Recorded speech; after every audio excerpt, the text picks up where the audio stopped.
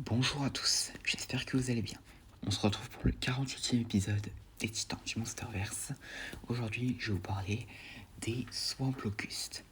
Donc le nom Swamp fait référence à l'habitat naturel de la créature et Locuste pour le fait qu'il ressemble à un insecte. Même si Locuste ça veut dire criquet, en vrai il ne ressemble pas vraiment à un criquet. Et donc du coup les Swamp Locustes ressemblent à des lamproies et avec des dents en forme de poisson tigre et ont aussi des espèces de pattes en forme de branches. Donc les swamp locustes sont des prédateurs embusqués qui se couchent à l'envers dans l'eau et étendent leurs griffes en forme de bois à la surface avant de les utiliser pour saisir les proies sans méfiance. Genre par exemple si un scarebuffle par exemple qui boit et qu'il y a des swamp locustes qui sont juste en dessous de lui, elle referme ses griffes sur lui. Donc d'après Monarch, les swamp locustes se fondent si parfaitement dans leur environnement naturel qu'il est difficile d'estimer à quel point les créatures sont peuplées.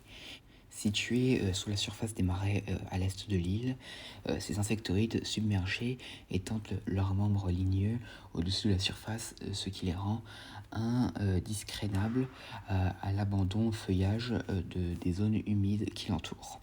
Si chaque branche ligneuse qui s'élève des profondeurs est connectée à l'une de ces créatures, il pourrait y en avoir des milliers attendant de piéger des bateaux sans défiance avec leurs griffes acérées. Donc les scans submersibles initiaux sont difficiles à lire, mais ce que Monarch peut discerner à travers l'obscurité est une créature qui n'est que gorge et dents, alors que sa bouche est en forme de lamproie, abritude un cercle parfait d'incisives de phosphate rappelant le poisson tigre Goliath du Congo.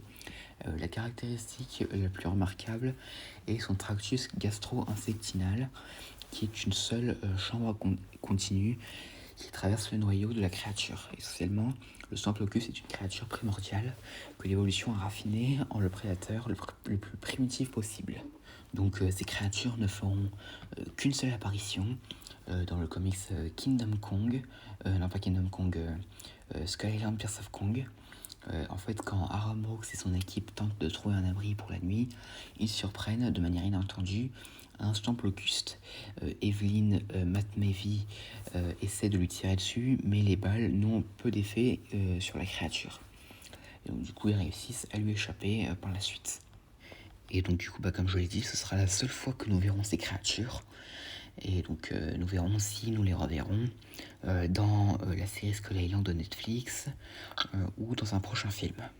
Donc, alors pour ce qui est des capacités, les swamp locustes peuvent rester sous l'eau pendant très longtemps et avec leurs pattes en bois, ils peuvent se fondre parfaitement dans leur environnement en sortant leurs pattes tandis que le reste reste immergé sous la surface pour tendre une embuscade à leur proie. Et pour ce qui est des anecdotes, alors les swamp locustes ressemblent un peu au Carnictis du film King Kong de 2005 ainsi qu'aux Graboids de Tremors. Et donc voilà, j'espère que cette vidéo vous aura plu, n'hésitez pas à me dire ça dans les commentaires, et à la prochaine.